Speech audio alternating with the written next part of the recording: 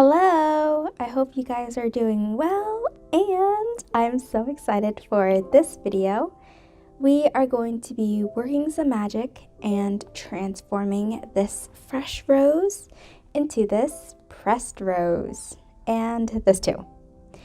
And don't worry if your fresh rose looks a little less than fresh. I'll show you how to press these in part 2 of this video, so stay tuned.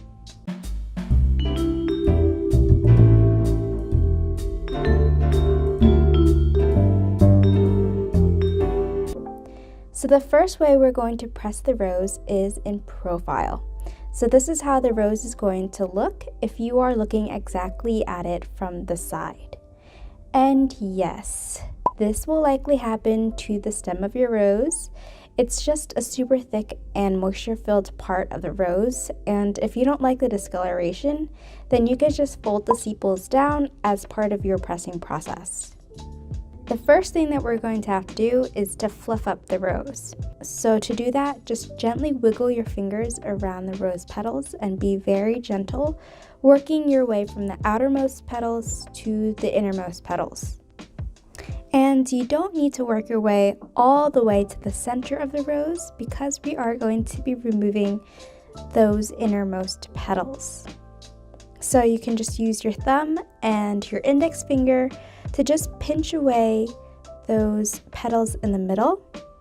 And then we're going to also do the same thing to what's left to the center of the rose, which is all the reproductive parts of the rose. We're going to be removing them as well. Once your rose is all cleaned up, you can just lay it flat on your press and roll over the top layer of your paper and close your presses. I know your press is going to be super thick, but you don't need to put too much weight on because it is the first time it's in the press and we don't want to have any of our petals splitting. So just light pressure, and every day you can tighten the press as it goes. That way your rose is going to stay perfectly intact. The next way we are going to press the rose is fully opened, and we are going to do this by taking it apart petal by petal. So just like the other method, we are going to have to fluff up this rose. So gently wiggle your fingers around the petals and remove the innermost petals. But this time we are leaving all the reproductive parts of the flower because we will be pressing those as well. Next, we are going to press this rose petal by petal. So we're going to be removing each petal and giving it its own space on the press. How many petals you press is going to be up to you, and that is going to determine how many layers your pressed rose will have. So the more petals equals the more layers. Once all the parts are pressed, you can take apart the sepals and leave just the center of the rose. And then we're going to start the tedious process of gluing each petal back on. You can glue this directly onto your final artwork or onto a base like I am here. What you're going to do is you're going to glue the largest petals down first and slowly work your way up to the smaller petals. This method works on all types of roses. So here I'm doing this on a yellow spray rose, but you can do it on garden roses, wild roses. Once all the petals are glued back on, you can use a dollop of liquid glue to glue back on the center of the rose. And then it's all done.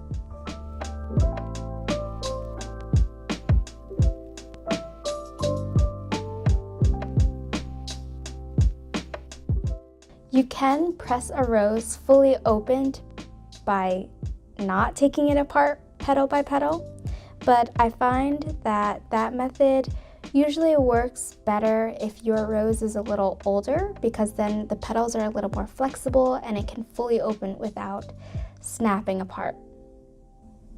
But I also do find that the result ends up being a little more wrinkly And personally, I am not a fan of my rose ending up this way, so that's why I always like to press my rose petal by petal if I do want to press it opened. Okay, I know this is a lot to take in, and that's why I created this for you. You can use it to see what way works for you, and you can build up your own archive of pressing flowers.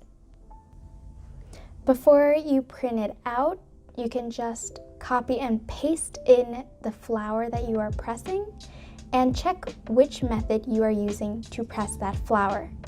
Then once you print it out, you can write the name of the flower you're pressing and the date in which you put it in the press.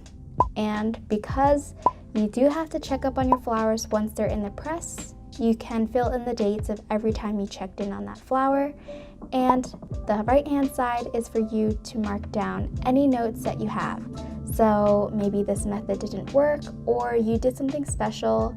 It's just a way for you to create your own archive for pressing flowers.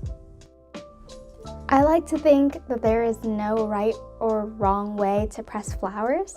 There's only a way that works for you and a way that doesn't work for you. So this is to help you figure out that way. Pressing flowers is totally and uniquely your personal preference. I will always be here to share my tips and tricks that I learned from pressing flowers, but I also want to encourage you to explore and be free and figure out your own ways as well. So if you are interested in downloading and using this pressed flower guide, please check out the link in the description box and you can download it from there. I hope you guys found this video helpful, and I hope you find the guide to be helpful as well. And I will see you in part 2 of this video, where I will be teaching you how to press the flowers that aren't exactly the freshest. So I will see you then. Take care. Bye.